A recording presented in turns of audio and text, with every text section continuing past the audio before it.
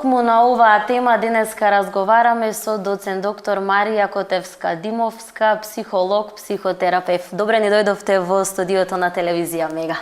Добро ве најдов и благодарам за поканата, на која со задоволство и секогаш чисто сум присутна во вашата телевизија. Се надевам дека одбравме една интересна тема на која што има многу што да кажеме, затоа што многумина се засегнати токму од овој проблем. Темата не само што е интересна, туку таа е суштествена.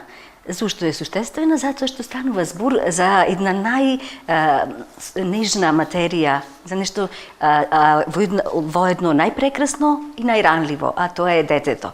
Значи, децата се извор на нашата среќа, на нашата радост и секој кога стапува во брак, партнерската релација всушност ја заснува следната работа на која што се надева е детето и раѓањето на детето е едно нешто прекрасно. Тие се како што поетски прочитав, се изразил некој поет, парче небо дадено во нашата заедница. И се е прекрасно додека се задоволат потребите на ова прекрасно суштество наречено дете кое што е најголема дарба. Меѓутоа, за да знаеме како да се справиме со непожелните ситуации, во овој случај со разделбата на двата родители, неопходно добро да го познаваме детето и неговите потреби, за тоа кога ќе дојде до разделба помеѓу брачните партнери, да не почувствува многу големи трауми кои што може да се одразат понатаму во неговиот развој. И едно нешто сакам да порачам е дека разделбата помеѓу партнерите не е, односно разводот не е развод со детето. Значи, ние понатаму остануваме во една партнерска релација, која се нарекува родителска релација, затоа што детето има потреба и од двата родители и го има тоа право да ја добива љубовта од двата родители. На кој е начинот тоа да го преброди едно дете? Сепак зборуваме за деца кои што се уште не знаат што се случува околу нив, кога ќе им се случи целиот тој процес на развод. Кој е начинот, како тие се справуваат со тоа? Што треба тогаш родителот да направи за да не се осетат некои големи промени во развојот на детето? За да го разбериме детето, треба сите да се сетиме дека детството е нешто што не ни е познато. Сите некогаш сме биле деца и свесни сме за сите оние потреби што сме ги имале, за сите наши чувства, за се она што го сакаме, меѓутоа еве ние, јас сакам да ги поттикнам гледачите за да го сватат детето, да го пробудат детето во себе или па да се вратат во периодот кога биле деца и тогаш за да не биде некој теоретско набројување, да сватат кои се основните суштествени потреби на едно дете. И сега, кога зборуваме за развод, да не зборуваме дека тоа е нешто многу трагично, бидејќи постојат, како што постојат партнерски заедници и сите си се различни на свој начин, исто така и разводите се различни на свој начин. И јас секогаш ова го потенцирам дека поимот, например, кога ќе се разделат, односно ќе се разведат родителите, останува поимот самохрана мајка, бидејќи кај нас најчесто се остава детето најчесто, значи кај мајката, тоа е и да речеме темата заради која зборуваме, зашто тоа така се случува. Значи, се зборува сега во современиот свет и кај нас за едно родителско семејство. Значи, доколку остане детето со еден родител, дали е со мајката, што е најчесто, или со таткото. Доколку едниот родител не може или не сака да учествува. Станува збор за едно родителско семејство. Понатаму имаме едно родителско семејство, меѓутоа двородителско во однос на тоа што има партнерска релација во гледање на детето и задоволување на неговите потреби. И саме прашавте како детето го преживува разводот, разделбата на родителите. Тоа зависи од многу фактори. Првиот фактор е начинот на кој што се врши таа разделба и свесноста на двата родители дека тие се разделуваат како партнери, може би љубовта згаснала, меѓутоа љубовта кон детето е вечна. И таа треба и понатаму да се негува. Понатаму зависи од возраста на детето, од темпераментот, од карактерот, од полот на детето и од многу други фактори. И сега можеме да зборуваме, прво да речеме што му е потребно на различни возрастни периоди, меѓутоа еве сега прво генерално да кажам. Што му е потребно на едно дете кога се разделуваат родителите? Да биде сигурно дека ќе бидат задоволени неговите потреби. А потребите, како на возрастните луѓе, исто и децата имаат исти потреби, само многу понагласени. Значи, првата потреба е потребата за сигурност. Да се чувствува сигурно, безбедно, дека понатаму и покрај тоа што нема да живее со едниот родител под ист покрив, повторно ќе си го има својот родител, како родител. Понатаму, да се почувствува тоа дека е сакано. Љубовта е најважната работа. Бидејќи чувствуваме голема љубов кон своите деца, секој што има дете знае колку е голема таа љубов, едно многу важно нешто е ние постојано да му ја искажуваме љубовта и од страна на мајката и од страна на таткото и во тие периоди на развод, но да ги потсетиме малку родителите, а и да ги разбериме. Разводот е една од најстресните ситуации во животот. После загубата на близок, на партнерот или на некој близок, втора стресна ситуација во животот е разводот. Во тој период додека се разведуваат родителите се во толку голем стрес што можеби и можат малку и да заборават на потребите на своето дете. Меѓутоа, тука сме да потсетиме. Многу е добро да се вклучи психолог, психотерапевт или па некоја блиска личност која ќе не потсети дека завршува еден период. Значи, разводот е тежок, но тоа не го заборавиме детето. И љубовта кон детето ќе ни даде сила ние да сватиме дека ние ќе почнеме сега еден нов свет. Завршува еден свет на партнерска релација, но почнува еден свет на една родителска релација. Дека ние сега ќе имаме една заедница со нашето дете и тука можеби ќе имаме можност да му обезбедиме подобри услови, повеќе мир, спокојство, љубов, а сепак како родители ние да имаме всушност и една добра родителска релација. Ако сме немале добра партнерска релација, тоа сакам да ги потсетам родителите да не заборават во таа стресна ситуација која потполно ги разбирам, да разберат дека детето е уште во поголем стрес. Зависи од возраста. Да не заборават на неговите потреби за сигурност, за љубов, за почитување, за прифаќање и за предвидливост на иднината. Кога сме кај возраста, дали еве токму можеби ако тоа се случи додека детето е помало, некако не знае што се случува околу него, сепак тука се мама, тато, ќе ги задоволат сите потреби, сите негови желби ќе бидат задоволени, за разлика од поголемите деца кои што веќе знаат и го чувствуваат тоа. Дали можеби токму тие еве тинејџерите, да кажам, малку поголемите деца поинаку, постресно ја сваќаат ситуацијата со разводот, тој процес? Одлично прашање, ова е суштествено прашање кој си бара и своја елаборација и мислам дека многу ќе биде корисно за секој ова да го слушне. Значи, на различни возрастни периоди детето има различни потреби. И тие потреби се потреби и од страна на мајката и од страна на таткото ги има тие потреби. Да речеме за до една година. Најголема е потребата за мајката и тогаш се воспоставува она најзначајното нешто, довербата помеѓу мајката и детето и тука таткото исто така треба многу да учествува, бидејќи детето чувствува дали мајката е сталожена, смирена, спокојна и тие потреби, ако се јават тука трауми, тие остануваат во несвесниот дел на личноста и може да има трауми кои што не се свесни и понатаму со многу тешки пристапи по длабоки психотерапии треба да ги надминуваме и затоа е многу вулнерабилен и многу важен овој период до првата година, ако детето не е свесно. Од првата до третата година многу се важни па двата родители да учествуваат и тука сега пак се развива идентитетот на детето. Ако е машко, тоа сака да се идентификува со машка фигура. Ако е девојче, па сака да се идентификува со идниот партнер. Значи тука представата за еден партнер до 3 години, па и до предшколска возраст. Што е последицата во овој период до предшколската возраст? Може да биде кај децата се јавува едно чувство на вина. Тогаш децата се егоцентрични до 6 години и тие сметат дека ако мајката или таткото се тажни или ако се разведуваат, дека тоа е одговорно и може тука да се јавува чувство на вина. И затоа, ако е до 6 предшколска возраст, родителите треба добро да му објаснат детето дека тоа многу го сакаат, дека тоа не е виновно и одговорно, дека тие вечно ќе бидат родители на тоа дете. И тука исто така, ако не му објасниме добро на нашето дете предшколска возраст, зошто се разделуваме, може да се јави една фантазија повторно да ги соедини родителите. И ако не успее, тога се јавува чувство на вина. Тоа е, значи, кризен период кој што може тука да се фиксира детето и тука многу треба да се биде внимателен. Со љубовта и со задоволувањето на потребите за сигурност. Исто така, понатаму сега да речеме школскиот период почнува на училиште од 6 до 8 години, тука може да се јавува патага. Голема тага чувствува детето, поготово за едниот родител кој што си заминува. И таа тага исто така треба да се задоволи на начин кој што едниот родител кој што е заминат постојано да биде присутен, да бидат предвидливи средбите и исто така тоа да почувствува дека не е напуштено како дете. За тагата да се намали и детето повторно да си расте со дваја родители. И понатаму сега одиме од кај 9-та до кај 12-та година па се јавува бес. Како гнев еден. Кај детето и тој бес што треба за тука како родители кои што се разделени, да му дозволат, детето има потреба да биде сакано, но да ги изрази своите емоции и емоциите на љубов, но да изрази, да речеме, ако толку е бесно, односно гневно, да ја изрази својата емоција. И ние како родители да го сослушаме тоа, за да може детето конструктивно да го насочи бесот. Кога конструктивно ќе го насочи, оти може да се јави автодеструктивно однесување и тогаш веќе тука се ближи адолесцентниот период и да почне да се однесува на начин кој може да го самоуништува детето, односно да почне да се движи во периодот со, да речеме, други алкохолиците, тие опојни средства кои се самоуништувачки. Тока и секој може да се случи. Меѓутоа, многу да бидеме внимателни, да му дозволиме на детето нека го искаже својот бес, нека ги искаже своите чувства и тука добро да го сослушаме и двата родители. И доаѓаме до адолесцентниот период, тогаш е специфичен период заради тоа што во адолесцентниот период пак ние си создаваме слика за себе, градиме идентитет, градиме ставови.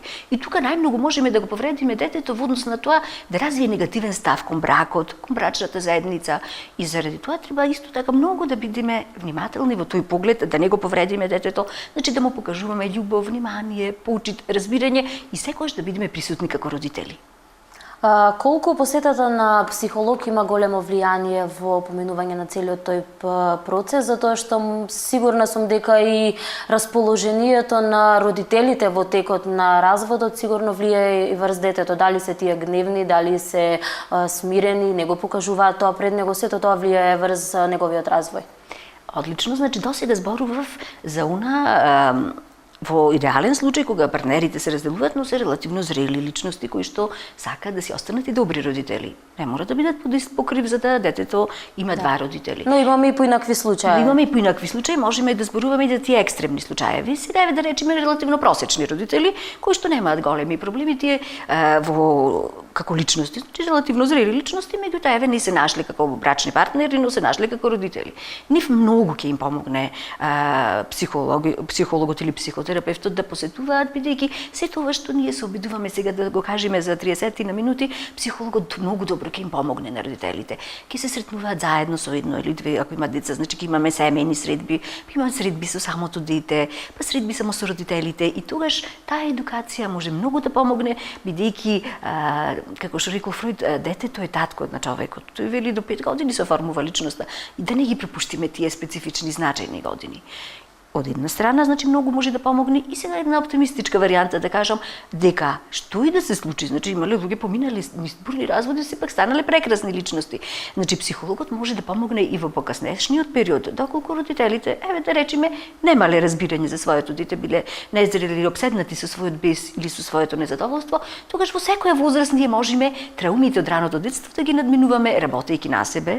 Еве јас како психотерапевт, на пример, сум работела со многу луѓе кои што побојкувајќи го детето во себе и болките што ги доживеало ради отсуството на едниот родител, работеле и ја завршиле таа работа со психологот и понатаму си се развиваат како зрели личности со цел потенцијал, си се вклучуваат во животот. Значи многу е непријатно, многу е тешко, меѓутоа да не сватиме дека е некоја трагедија која не може да се надмини. Има начини и во зрела возраст раните од детството како напуштено дете да се надминуваат, поготово кога станува збор, кога еве да речеме едниот родител не може или не сака од некоја причина да учествува во родителството. Но имаме ли навика еве да одиме на психолог, на психотерапевт, затоа што некако се уште кај нас тоа една табу тема да се посети психолог, што ќе кажат другите или така натаму. Имаме ли таква навика? Јас лично секогаш кога ќе учествувам во емисиите, значи бидејќи сте вие многу едуцирана и паметна личност и многу во прашање ми поставувате и тоа е често прашање, но еве искрено јас ви кажувам, апсолутно не е повеќе табу тема. Младата популација многу се интересира за психологијата, еве работам јас со здрава популација. Значи, тие сакаат да работат на себе. Јас мислам повеќе е проблемот што нема толку достапни психолози, нема многу кај нас, например, приватна пракса. Добро би било повеќе да има. Иначе не е проблем, сакаат луѓето да работат на себе. Јас, например, имам многу побарувања, меѓутоа, бидејќи работам и како професор, работам и во јавно предпријатие, не можам да стигнам, иначе многу сакам да помагам, но значи ги упатувам кај приватна пракса, исто така имаме во болниците, во уредите, но таму работат има и со здрава и со болна популација. За здрава популација познавам неколку прекрасни психолози каде ги упатувам, но имаме сега многу и млади психолози кои би било добро да се отворат групно или индивидуално приватна пракса. Тоа е едниот аспект. Второ, јас повеќе пак се залагам за ова да направиме некој SOS телефон или нешто, да отвориме волонтерски да учествуваме, специализирано баш за деца кои на разведени родители, нивното право да го уживаат љубовта и поддршката на двата родители. Ова е века кој еден апел до нашите гледачи или како апел наречиме до надлежните институции е едноставно да направиме еден SOS телефон во кој што доброволно ќе учествуваме волонтерски да помагаме во такви ситуации. Овде правиме една кратка пауза за реклами, а веднаш потоа се враќаме повторно во студиото со оваа интересна тема за која има уште многу што да кажеме.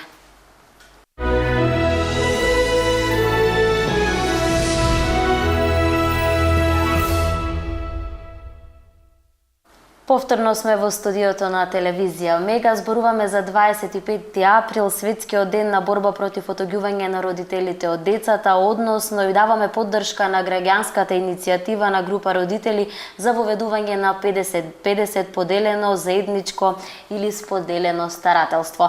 Со мене денеска во студиото, како што реков, значи уште и на самиот почеток е доцент доктор Марија Котевска-Димовска, психолог, психотерапевт. Кажавме за тоа како децата да поминат нели во таа фаза на развод, која фаза кои години се некако најтешки за пребродување. Но еве да се вратиме и на ова граѓанска иницијатива која што од минатата година почна да го одбележува овој ден кај нас.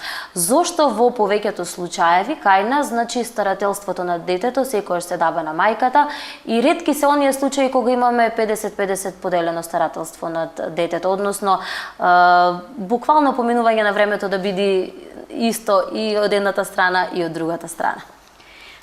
Да ви кажам право, многу ме радува оваа иницијатива, бидејќи иницијатива ми се чини повеќе од страна на спротивниот пол од нашиот, односно од татковците. Значи, кога станува збор за едни зрели, квалитетни луѓе, кои што можат многу да пружат на своето дете. Оваа ситуација да детето остане кај мајката, само кај мајката, а таткото да има право многу поретко да го гледа, гледам дека татковците веќе се чувствуваат хендикепирани и сметаат дека можат многу повеќе да пружат, како што пратев баш и читав се спремав за оваа емисија во западните земји, старателството за оно што сака е 50-50%. Тоа е многу добро и мислам дека треба да се застане за оваа иницијатива, доколку станува збор за квалитетни татковци кои што сакаат да пружат на своите деца, бидејќи како што рекле некои, прочитав луѓе кои што се иницијатори, татковци кои што се чувствуваат хендикепирани, велат јас не се разведив од својата сопруга, само јас се разведив и од своето дете. И сметам дека е многу добро ова споразумно или спогодбено родителство во кое што ќе учествуваат и двата родители, меѓутоа тука е добро тоа да го воведуваме во нашата држава, доколку станува збор за зрели личности кои што сега ќе бидат зрели родители. Партнерската релација не успеала, но родителската релација може да биде прекрасна. Детето воопшто нема да се чувствува хендикепирано, бидејќи ќе ги има и двата родители во доволно време. Зошто го велам тоа? Бидејќи се во еден период, сега да речем, тоа е олеснување и за мајката, да нема отпор, затоа што детето почнува да го идеализира родителот кој поретко го гледа.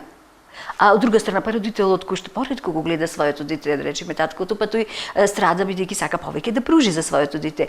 Тоа ќе биде олеснување и за двете страни, а најмногу ќе биде олеснување за нашите прекрасни суштества, нашите деца кои имаат право на двата родители. Ние не смееме тоа право да им го ускратиме, односно треба да го фаворизираме тоа право двата родители 50-50 да учествуваат, што може би ќе јави пропратни сега проблеми, меѓутоа тоа е поспоредно, една емисија и за тоа може да посветиме. Но сега одиме кон тоа, доколку сака родителот спротивниот пол да се вклучи 50%, тоа ќе биде прекрасно за самото дете, за таткото, за мајката и родителската релација ќе си продолжи без големи последици.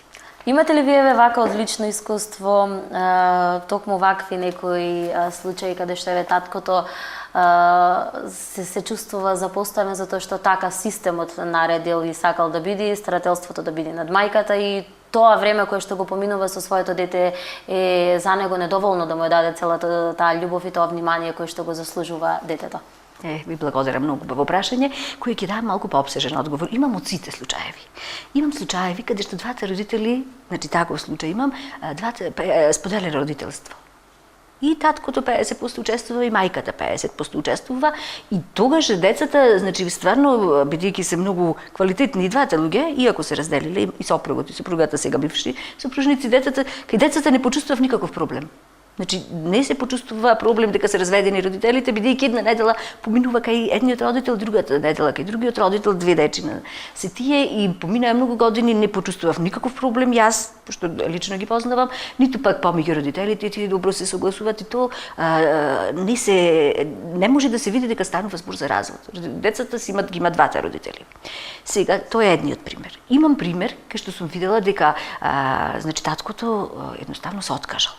Не сака. Имам и таков пример. И тоа е така наречено еднородителско семејство и стварно и се восхитувам на една познавам личност таква, повеќе, меѓутоа посебно колку зрело го прифати тоа кога таткото не сака да учествува и тоа еднородителско семејство функционира така да детето ниту мајката чувствува некој хендикеп и тоа не му го пренесува на детето. И детето е прифати многу убаво да си живее еднородителско семејство, може да биде исто така квалитетно како и двородителското, доколку се задоволени сите потреби и кога сега веќе таткото или не може или не сака да учествува.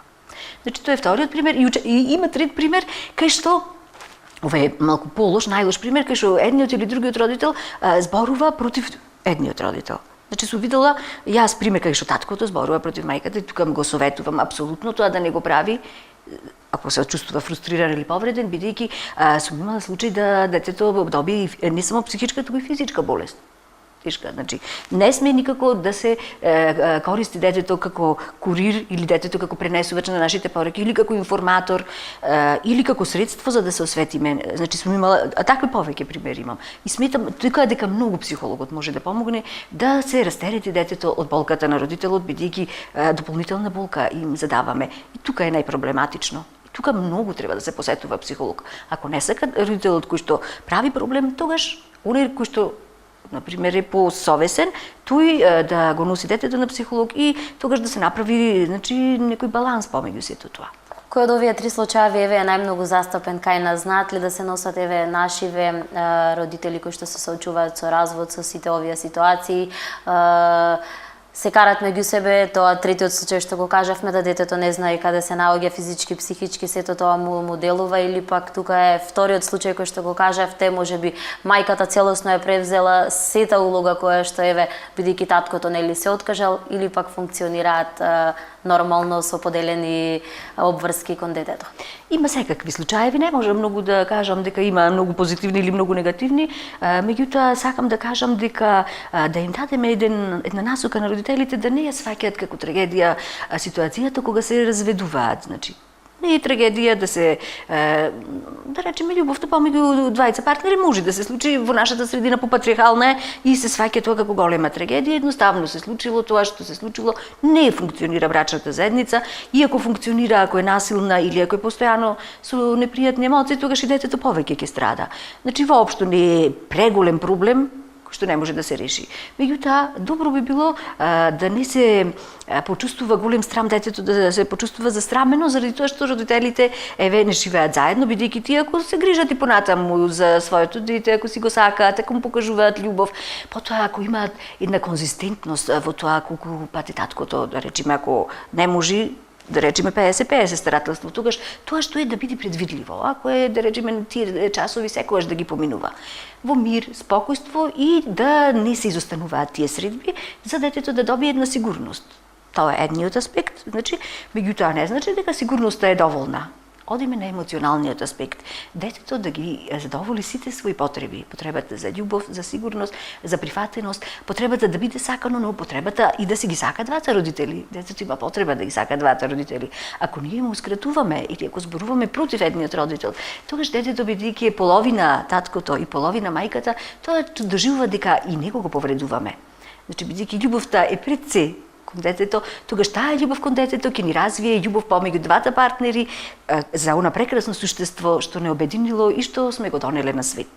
Што ако во животот на мајката или таткото еве влези друг партнер? Како сето тоа влијае на децата? Не, и убаво прашање.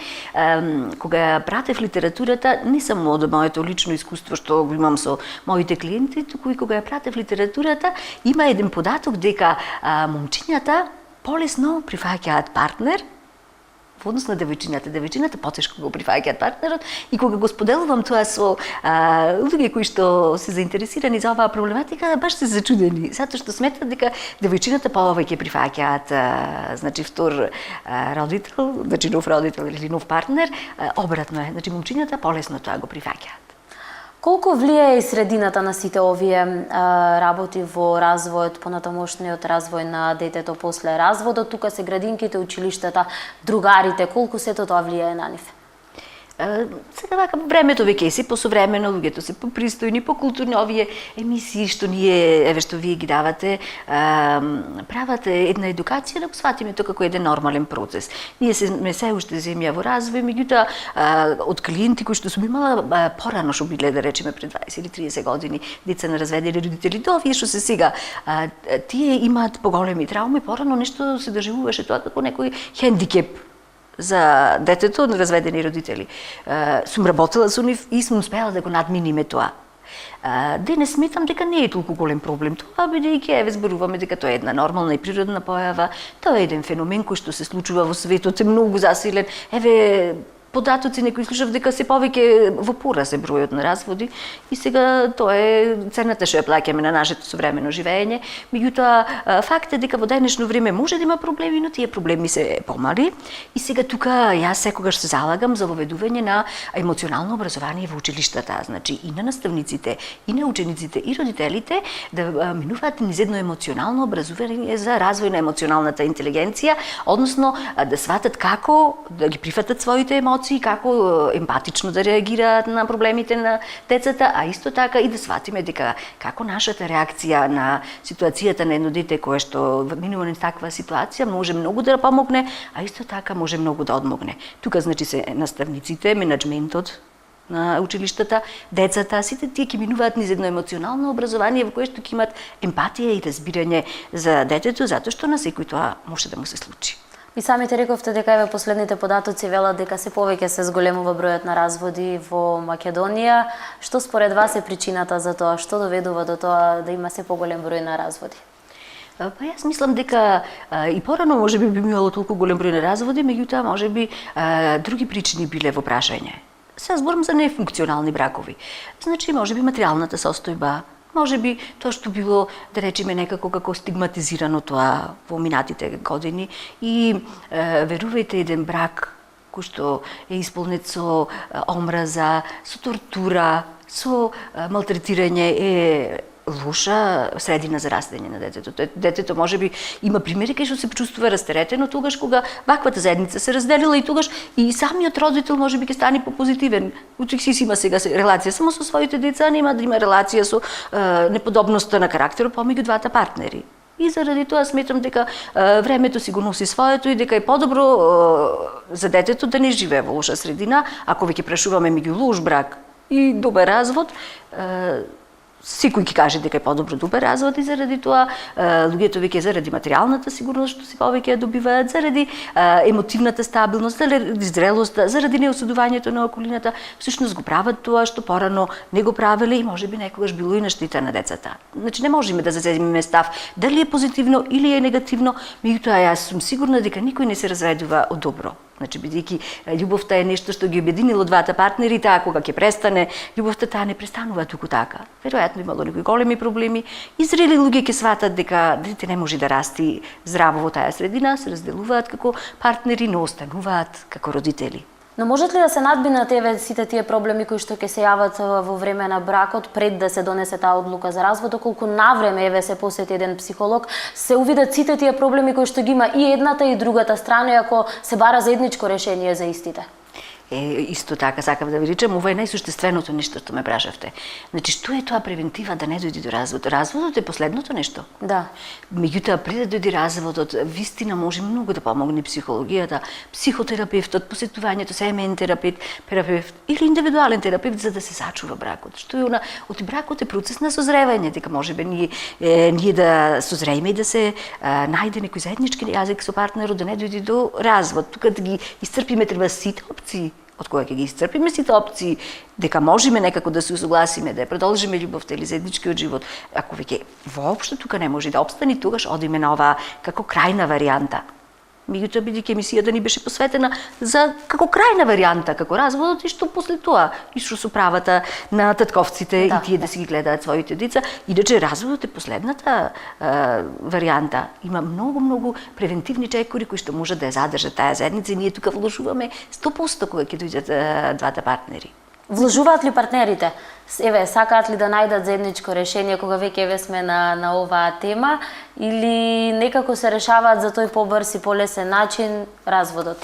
Јас знам дека и двата страдаат на свој начин. Зборувам за здрави, релативно зрели личности. Сега, значи не одиме во патологија.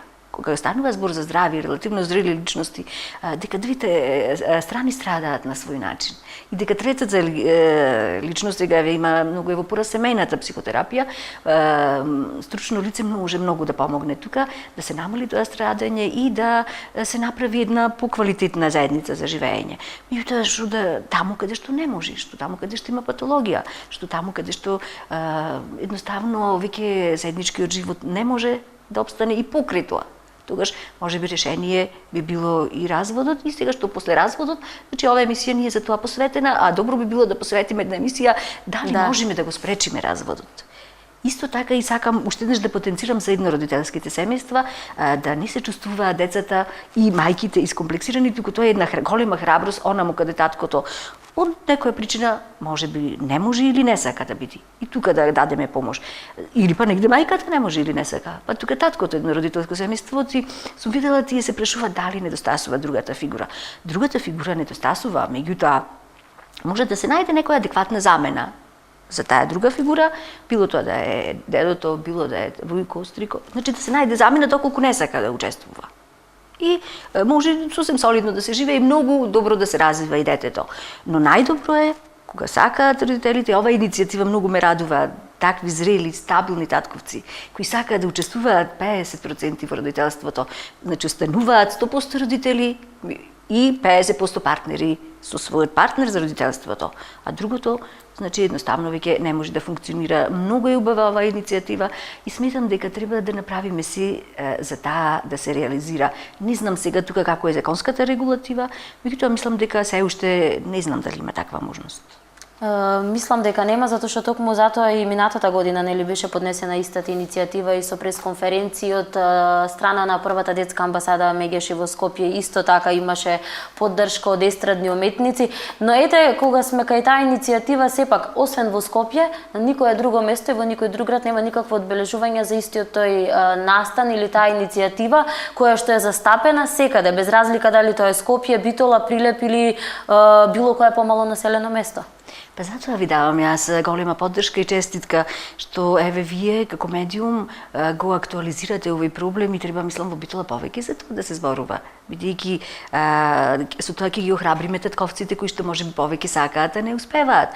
Ќе им помогнеме на мајките малку повеќе да се растеретат, да не бидат обврските само на нивна страна. Мислам дека треба повеќе да се придава важност на овој момент и тоа не само од психолошки аспект, не само од медиумски аспект, туку општо од сите аспекти повеќе да се зборува за тоа, за потребата на таткото да му го дадеме тоа право да си учествува повеќе во родителските права и повеќе да се го усреќува своето дете, бидејќи децата се најпрекрасните суштества, тие се извор на нашата среќа и всушност сите некојаш сме биле деца и тие еден ден утре ќе го наследат нашето општество, тие ќе ни бидат се нашата иднина и треба многу повеќе да вложуваме во своите деца. Кај нас проблемот што го имаме општо со овие настани е и тоа колку институциите ни се отворени за соработка. Еве конкретно за темава пример, требаше се обратиме нели во Центарот за социјални работи во Битола, но како и секогаш од таму нема нешто позитивно и некој податок кој што може еве да ни помогне многу повеќе за да ја разработиме подетално оваа тема. Но благодарение на вас јас се надевам дека успеевме денеска да им помогнеме на оние кои што еве поминуваат низ ваков процес, оние татковци кои што сакаат да добијат такво 50-50 старателство. За крај еве една покана, еден повик, една порака од вас до сите оние родители. Како порака до сите родители, јас идно би кажала. Значи, децата се нешто најпрекрасно што постои. Децата се нешто кое што побудува најголема љубов во нас. И ние, кога ја негуваме водени од љубовта кон своите деца, ние ќе го најдеме правиот пат.